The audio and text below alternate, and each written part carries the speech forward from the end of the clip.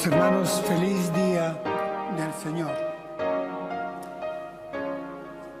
El pasado domingo estuvimos exponiendo un tema que, si bien es impopular, es central para el devenir de la humanidad y para nuestra fe cristiana, y es aquel que tiene que ver con precisar que existe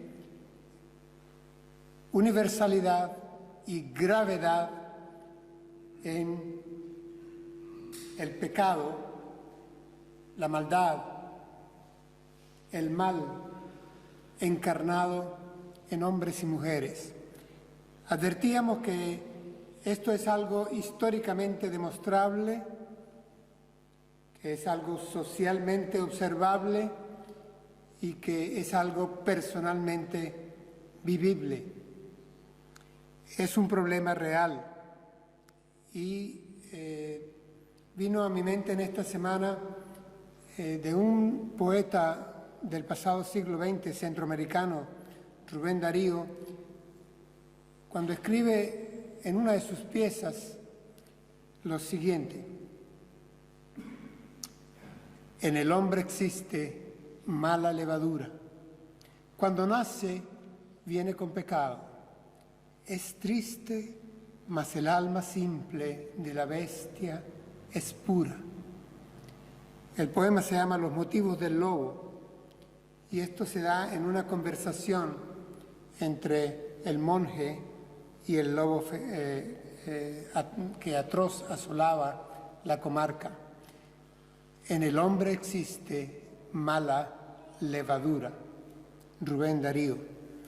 Hermanos, a pesar de que esto es una realidad enorme y no debemos ya llover sobre mojado, llama la atención cómo la ideología, la filosofía humanista que crece silvestre en el mundo desarrollado insiste de una manera necia, torpe, fantaseando sobre la bondad humana.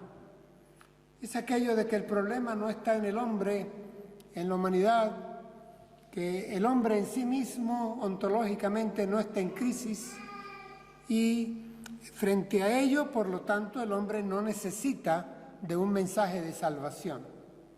Es ahí cuando nosotros, pueblo de Dios, miembros de la Iglesia de Jesucristo, tenemos que enfrentar una especie de falta de contacto, de conexión, porque la sociedad en la que estamos nosotros insertos no considera que sea necesario salvar al hombre, a la humanidad. Y desde el punto de vista bíblico, desde el punto de vista de nuestra confesión de fe, la salvación es la razón de ser de nuestro mensaje, es la razón de ser de nuestra fe. No es, sin embargo, de extrañarnos. Un gran apologeta contemporáneo nuestro, irlandés, matemático, teólogo y muy buen discutidor, John Lennox, nos explica algo del porqué del problema. Lo cito: los nuevos ateos no comprenden el mensaje cristiano de la cruz y la salvación, porque no entienden la gravedad del pecado humano. Se burlan, por lo tanto, del primero porque han trivializado el segundo. Se burlan del mensaje de la salvación porque han trivializado el problema del pecado humano. John Lennox tiene varios libros que han sido ya traducidos a nuestro idioma. Hermanos, me resulta por demás interesante y llamativo que ante esta prédica de la que se hace orgullo de que el hombre es bueno, sin embargo, caramba, no dejamos de parir todos los días leyes y leyes y leyes, enunciar los derechos fundamentales del hombre, invocar derechos. Y sin embargo, yo podría hacer aquí una afirmación que de audaz no tiene nada y de veraz todo. Tal vez falte algún derecho humano por redactar, pero les puedo garantizar que no hay ningún derecho humano que no haya sido violado y que no esté siendo violado de manera sistemática y continua desde que el hombre es hombre y a día de hoy. Para colmo, nos estamos dando a la tarea de fabricar nuevos derechos. Y en mi responsabilidad pastoral y profética denuncio aquí cómo en nuestra patria se considera ahora, desde hace pocos días, al aborto un derecho humano. Es ya un derecho. Vamos, casi que el Tribunal Supremo en su sala constitucional está funcionando como constituyente. Estamos a la creación de nuevos derechos que van contra los principios bíblicos, contra principios y valores de la fe cristiana. Bueno, y en medio de esto, una de las palabras que más se pronuncia y con frecuencia se invoca es la palabra justicia. Justicia. Desde el punto de vista bíblico, nosotros afirmamos que nuestro Dios es un Dios de justicia. Deberían de entendernos. Nuestro Dios, el Dios que se revela en la Sagrada Escritura, es juez. Y se le presenta así, como juez. Por lo tanto, nuestro Dios ha dado ley a su pueblo. Tenemos las leyes de Dios, la ley de Dios. Tome usted los 10 mandamientos, tome quizá las enseñanzas del Sermón de la Montaña, tome todo lo que se encuentra en legislación ética, moral, para el bienestar del hombre y para su relación armónica con Dios, y ahí hay legislación. Es un Dios que legisla, es un Dios que es juez. Y esto porque es necesario que esa ley exista, que esa legislación tenga lugar y sea presentada, porque hay maldad en la humanidad, hay maldad en el corazón del hombre.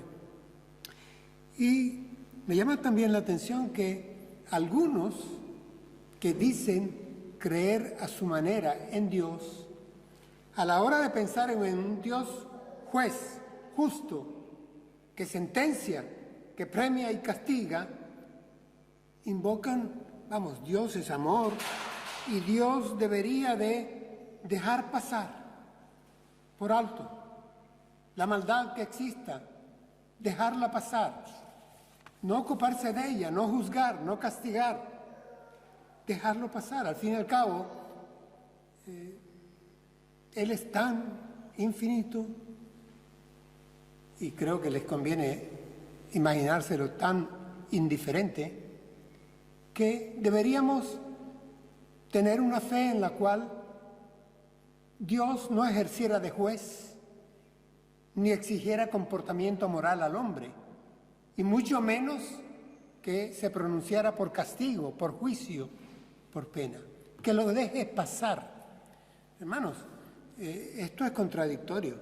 Nosotros en realidad, en nuestro medio, tenemos jueces, tenemos sistemas y aparatos de justicia, tenemos tribunales, y consideramos una virtud cuando un juez o un tribunal no deja pasar la maldad que se comete contra hombres y mujeres. Ese es un buen tribunal, ese es un buen juez, ese es un buen sistema de justicia. ¿Cuando qué? Cuando se premia el bien, se restringe el mal, se sentencia contra el mal, hay castigo contra la maldad.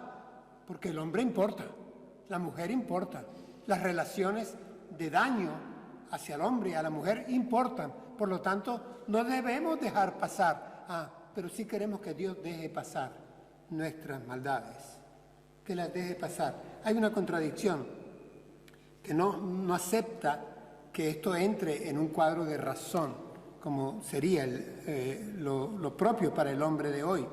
Hermanos, al hablar hoy desde este púlpito, quiero darle un poco de continuidad a lo que ya presentamos el domingo pasado. Yo me refería al problema grande, universal, serio, grave, de deterioro que el hombre sufre, y hoy me voy a referir en parte a la solución para ese problema. La salvación. Salvación. Ahora, al hablar de salvación, nosotros encontramos en la palabra revelada que Dios ha salvado, que Dios salva y que Dios continúa en su plan de salvación. Pero no voy a poder tomar todo el tema desde un solo texto bíblico, así que esto no será un sermón temático y me voy a ocupar de exprofeso por hablar de salvación, de lo que Dios ha hecho a través de su Hijo para restituir la relación armoniosa entre el hombre y Él.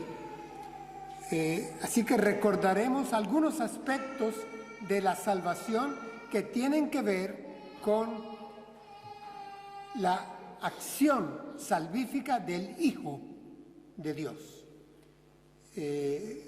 Me voy a citar a mí mismo. La elección del Padre determinó por quiénes habría de morir el Hijo y a quiénes habría de regenerar el Espíritu Santo. Repito, la elección del Padre determinó por quiénes habría de morir el Hijo y a quiénes habría de engendrar el Espíritu Santo de Dios. No fue una salvación a ciegas, a la volea, que dependiera del capricho de hombres que pudieran dejar caer a mitad o a 2/3 partes y nunca llegar a destino el plan salvífico de Dios.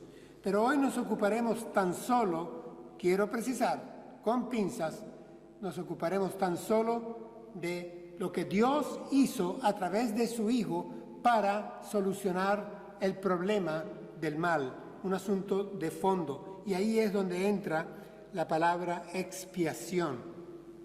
Hermanos, la cruz es símbolo del cristianismo. A nivel de historia, a nivel del arte, a nivel de simbología religiosa, donde vemos una cruz, sabemos que esa representa la fe cristiana, el plan de salvación en Cristo Jesús crucificado por amor a nosotros. Así que la cruz pasa a ser símbolo del cristianismo y nos va a llevar al texto base de la prédica de hoy. Leo para ustedes en Romanos capítulo 5, 3 versículos, 19, 20 y 21, versión Reina Valera 60. Dice así la palabra de Dios. Porque así como por la desobediencia de un hombre los muchos fueron constituidos pecadores, así también por la obediencia de uno los muchos serán constituidos justos. Pero la ley se introdujo para que el pecado abundase, mas cuando el pecado abundó, sobreabundó la gracia, para que, así como el pecado reinó para muerte, así también la gracia reine por la justicia para vida eterna, mediante Jesucristo, Señor nuestro. Y hasta ahí el texto que nos servirá de base. Hermanos, en esta carta, en los textos anteriores, en los versículos anteriores, Pablo viene trabajando un recurso que había en la retórica de su tiempo y era el apelar a los contrastes.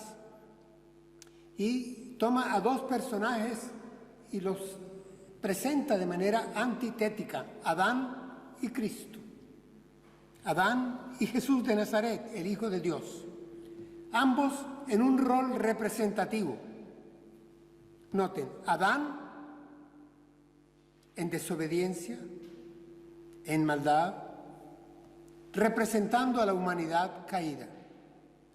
Jesús de Nazaret, el Hijo de Dios, en obediencia, en santidad, representando a la humanidad restaurada. Jesús el Cristo en plena tarea de expiación. Y tal vez sea momento para definir expiación, porque eminentemente salta a las luces que este es un vocablo un tanto religioso y de poco uso, pero saben que es jurídico, es también eminentemente jurídico. Buscando cualquier diccionario teológico bien elaborado, encontramos la definición de expiación. La leo para ustedes. La expiación es la eliminación de la culpa o pecado a través de un tercero.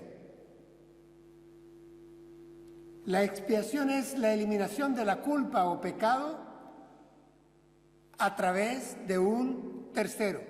Y esto forma parte del título de nuestra predicación hoy. Expiación, justicia y gracia. Porque lo que está presentando aquí el apóstol Pablo, vuelvo a leer el texto, es: porque así como por la desobediencia de un hombre los muchos fueron constituidos pecadores. Noten el verbo en pasado. Los muchos fueron, en tiempo pasado, constituidos pecadores. Así también, y esta conjunción es clave, así también, por la obediencia de uno, los muchos serán a futuro, en futuro, constituidos justos. Hermanos, viene a la mente nuestra cuando el Señor Jesús se acercaba al río Jordán y Juan, el que bautizaba, Juan el Bautista, lo vio llegar. ¿Recuerdan la frase con la cual él lo presenta? He aquí el Cordero de Dios que quita el pecado del mundo. He aquí el Cordero de Dios que quita el pecado del mundo. Sí, hermanos, expiación. En nuestro lugar. Podía hacerlo porque estaba ahora compartiendo la naturaleza humana. Pasaba a ser, como se maneja en la teología veterotestamentaria y se aplica en el Nuevo Pacto, nuestro pariente redentor. Había adoptado nuestra naturaleza por amor a nosotros. Se había despojado de su divinidad. Nadie se la había arrebatado, no la había perdido, simplemente no hacía uso de ella, pero había tomado nuestra naturaleza para representarnos legalmente, asumir y tomar nuestro lugar en la cruz. La cruz, hermanos, esta que tenemos en nuestro púlpito, esta que todas las iglesias cristianas orgullosamente tienen en algún lugar de sus templos, que algunos de nosotros las llevamos colgando en el cuello con orgullo santo y respeto para decirle al mundo: este ocupó mi lugar en la cruz. Sí. Esto es símbolo de expiación. Pablo, cuando predicaba a los griegos, a los de cultura griega, escribe a los corintios y dice: cuando estuve entre vosotros me propuse, aunque tenía con qué trabajar, hablar, discursiar con ustedes, me propuse no saber de otra cosa más que de Jesucristo y de este crucificado. Vamos, y él sabía que este mensaje de la cruz, este mensaje de la expiación, este mensaje para los judíos, ¿qué era? Debilidad. Los judíos quieren poder. Vamos, como la gente hoy. Y para los griegos, los que alardeaban de ciencia, tecnología, arte, cultura, pues para los griegos esto era una locura, una tontería. Y sin embargo, Pablo insiste en presentar el mensaje de la cruz, el mensaje de la expiación. Miren, revisando a dos de los grandes expositores del antiteísmo moderno, en Estados Unidos, Christopher Hitchens considera que el mensaje de la cruz el nuestro, el de la fe cristiana, este dice que el mensaje de la cruz es inmoral. ¿Por qué? Dice, es inmoral porque está haciendo que un inocente muera por los culpables. Esto es inmoral. En Inglaterra, otro, quizá el más grande exponente en este momento, Richard Dawkins, considera que este mensaje de la cruz, el mensaje de la expiación, el que estoy en este momento presentando a ustedes que ya lo conocen, este mensaje, y abro comillas, es cruel, sadomasoquista y repugnante. Porque ver a un hombre siendo castigado de esa forma y llevado a la muerte y muerte de cruz, eso es cruel. Eso solo lo podría hacer un Dios sádico y lo podría sufrir solo un hijo masoquista. Y esto es repugnante para... Qué interesante que así estén en este momento atacando nuestra fe, gente que no cree en Dios, pero que ya no discute si Dios existe o es. Esto ya lo dejan, lo dan por hecho y saldado. Ahora lo que quieren es ir a la ofensiva, ir al ataque y decir que nuestro mensaje de un Dios que es amor, de un Dios que salva, de un Dios que es juez, es un mensaje que raya en lo incoherente o en lo ridículo, o que es repugnante, o que es cruel, o que es inmoral, o es sadomasoquista. Bueno, el Señor Jesús decía todo lo contrario, evidentemente contra cultura, no hay mayor amor que este, que uno ponga su vida por sus amigos. El apóstol Pablo nos recuerda que siendo aún nosotros, mientras aún éramos pecadores, que le dábamos la espalda a Dios, rechazábamos a Dios, nos burlábamos de Dios, blasfemábamos de Dios, con nuestros hechos negábamos a Dios, Cristo murió por nosotros, porque de tal manera amó Dios al mundo.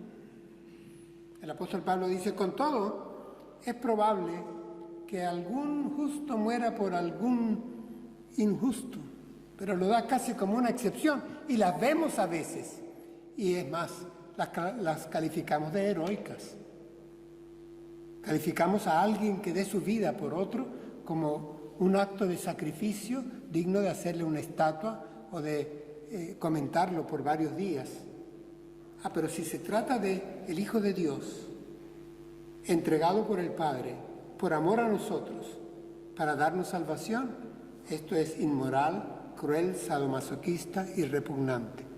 Bueno, en esa situación estamos, así que no nos extrañemos, hermanos, que el mensaje de salvación que nosotros predicamos no sea bien visto ni recibido de una manera placentera por el mundo en que estamos, por quienes nos rodean, conocidos, amigos, familiares incluidos. Ahora, desde el punto de vista de nuestra teología, la sustitución exige satisfacción. Para que alguien sustituya, tiene que llenar ciertos criterios, patrones, de manera que haya satisfacción en la sustitución. Y definitivamente Jesús de Nazaret, el Hijo de Dios, era el único que podía llenar a plenitud todos los requisitos. Era Hijo de Dios y era Hijo del hombre. Tenía cuerpo humano con tendencia al pecado, pero jamás cometió pecado, ni hubo engaño en su boca. Era el santo, santo, santo, el santo ser que nacerá, será llamado Hijo de Dios, en cuerpo igual que nosotros. Perfectamente hombre, perfectamente Hijo de Dios. En él habitaban las dos naturalezas sin conflicto alguno. Solo él podía ser lo que la Escritura lo llama el único mediador entre Dios y los hombres. Entre esa tesis y antítesis surge la síntesis suprema: Jesucristo, Hijo de Dios, hombre. Porque no nos ha sido dado otro nombre bajo el cielo en el cual podamos ser salvos. Es este. Sí, hermanos, este mensaje de la expiación, antes de avanzar, quiero recordarles que tiene que tener proporcionalidad. ¿Qué quiero decir con esto? Que para el problema grave de la crisis del hombre y de la humanidad, tiene que haber una solución de alto peso en el otro plato de la balanza. Tiene que ser proporcional a la ofensa, tiene que ser proporcional la obediencia, la satisfacción. A precio de sangre hemos sido comprados. Tiene que haber proporcionalidad, tiene que haber radicalidad. Esto no es un asunto para, como nos tiran en tentación moderna, dejarlo pasar, dejarlo pasar. El mismo Señor lo dijo de sí mismo. El Hijo del Hombre no vino para ser servido, sino para servir y para dar su vida en rescate por muchos. Para dar su vida en rescate. En rescate, eso es redención, eso es expiación, eso es salvación. Dar su vida en rescate, para rescatar por amor a quienes no le querían.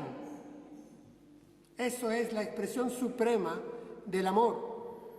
Hermanos, en la cruz el Señor Jesús expresó una de sus últimas frases, fue consumado es. Y sabemos muy bien que esta terminología, por papiros que existen contemporáneos allá, era una terminología eminentemente financiera. La deuda está pagada. El pago ya es total. No se debe nada.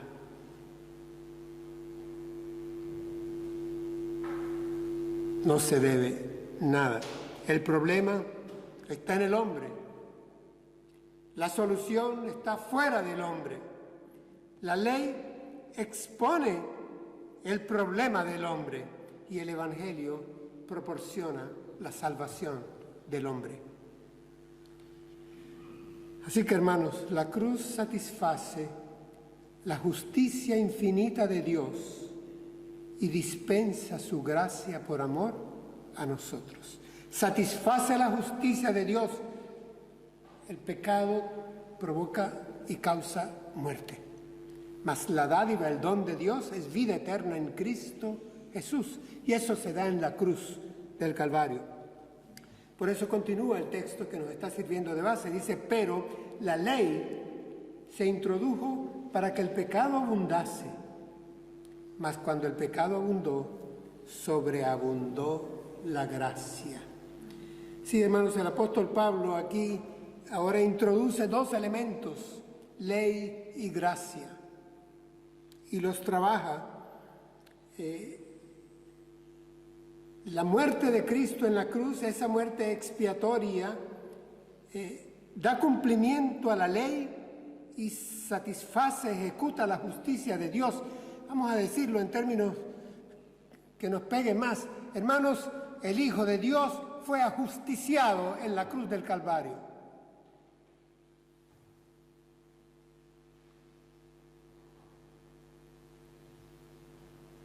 El apóstol Pablo lo escribe en una de sus cartas.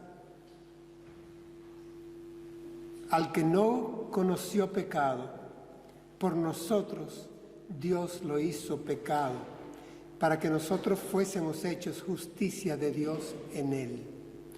Entró la ley, y con la ley hay que cumplir la ley. La ley se cumplió totalmente en él, no por ser pecador, es que él estaba llevando nuestras rebeliones, sufriendo por nuestros pecados.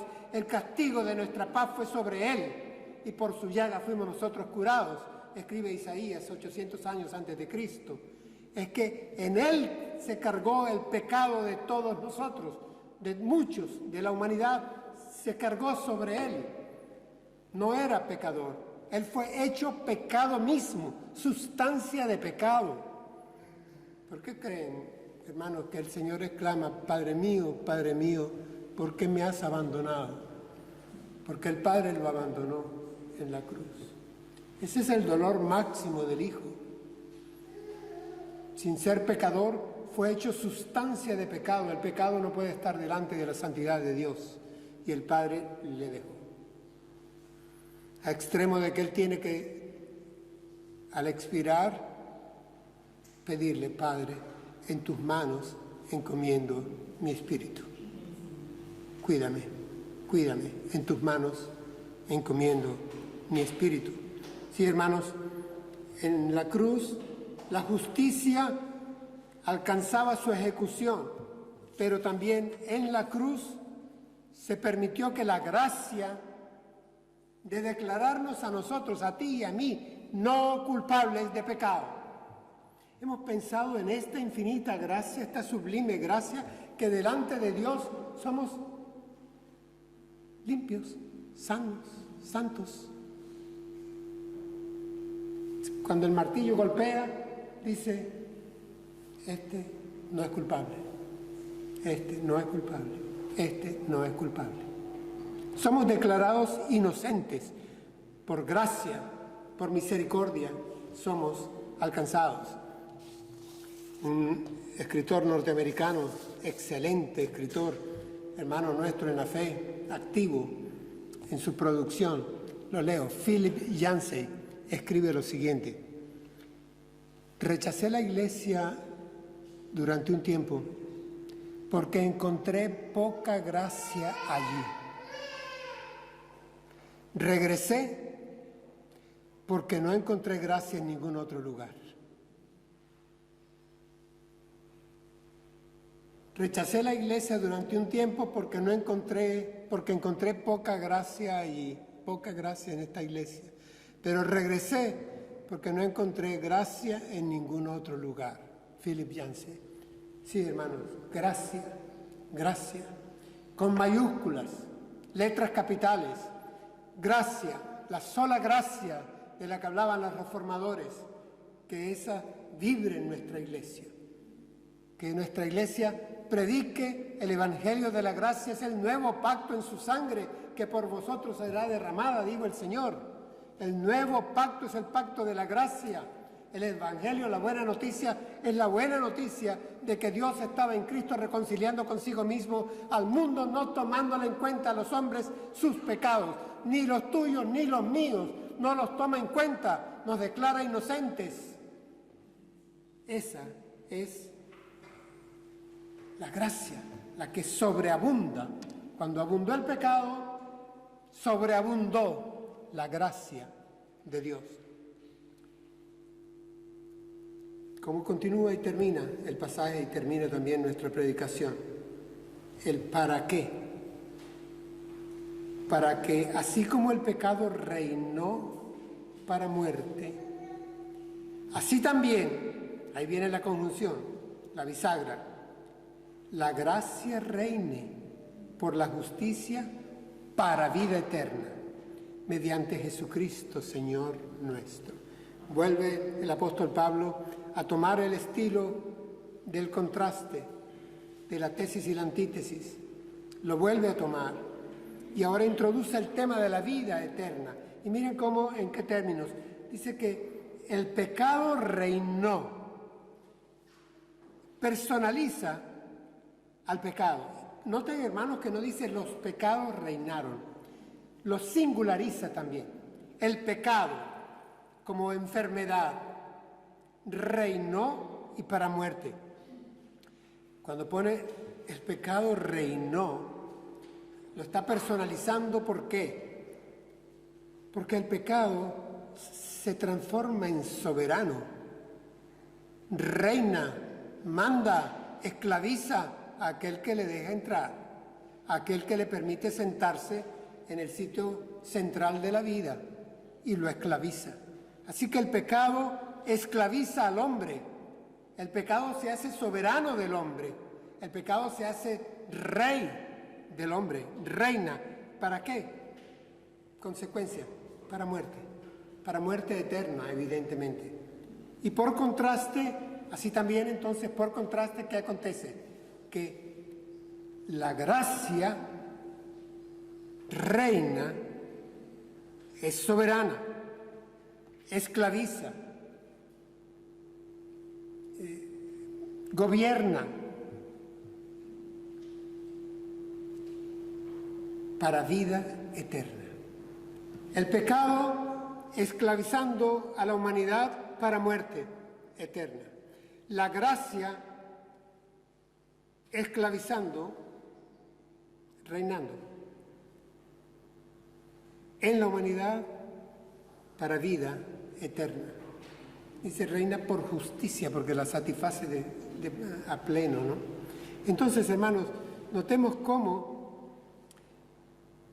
hay que escoger entre dos señoríos, entre dos soberanos. El pecado, que es el mal del cual hablamos el domingo pasado, o la gracia de Dios, que aquí nos la aclara. Dice, mediante Jesucristo, Señor nuestro. El apóstol Pablo, por inspiración del Espíritu Santo, todo lo deja bien amarrado. La gracia, ¿cómo llega a nosotros? Llega mediante Jesucristo, Señor nuestro. Y yo no puedo llamar a Jesús Señor si no soy su siervo, su doulos, su uperete, su esclavo. Él es mi Señor. Ya el pecado no es mi Señor. No se enseñoreará pues el pecado en vuestros cuerpos mortales. El Hijo de Dios no practica el pecado como disciplina, ni como hábito, en este caso vicio. No. Hemos dejado atrás la esclavitud del pecado para pasar a ser siervos de una vida recta mediante Cristo Jesús y el Espíritu Santo que nos ha sido dado. Así que, hermanos, sellando este texto y sellando la prédica, quiero leer para ustedes dos versículos que escribe el apóstol a otra iglesia, quizá la iglesia más grande que hubo en el Asia Menor. Escribe el apóstol lo siguiente, presten atención por favor. Pero Dios, que es rico en misericordia, por su gran amor por nosotros, nos dio vida con Cristo, aun cuando estábamos muertos en pecados. Por gracia ustedes han sido salvados. Pablo escribiendo a los Efesios, a la gran iglesia de Éfeso, capítulo 2, versículos 4 y 5. Hermanos, vemos las palabras que están aquí mencionadas. Misericordia, amor, vida, gracia, salvación. El apóstol Pablo, cuando escribe todas sus cartas, hago hincapié, todas sus cartas, en todas ellas se despide con esta frase: la gracia de nuestro Señor Jesucristo sea con todos vosotros. Nosotros vamos ahora a cerrar nuestro culto y cantaremos un himno que lleva por título Uno hay que tomó mi lugar en la cruz. Expiación, justicia, gracia. En el estribillo, en el coro, este himno reza así: mi pecado en la cruz fue clavado con él. Con qué sed anheló mi perdón, con qué paz, con qué amor hoy contemplo esa cruz donde él mi maldad expió. Sí, hermanos, los reformadores levantaban la bandera solo Cristo y levantaron la bandera sola gracia. Que a Él sea, solamente a Él, la gloria. Acompáñenme en oración.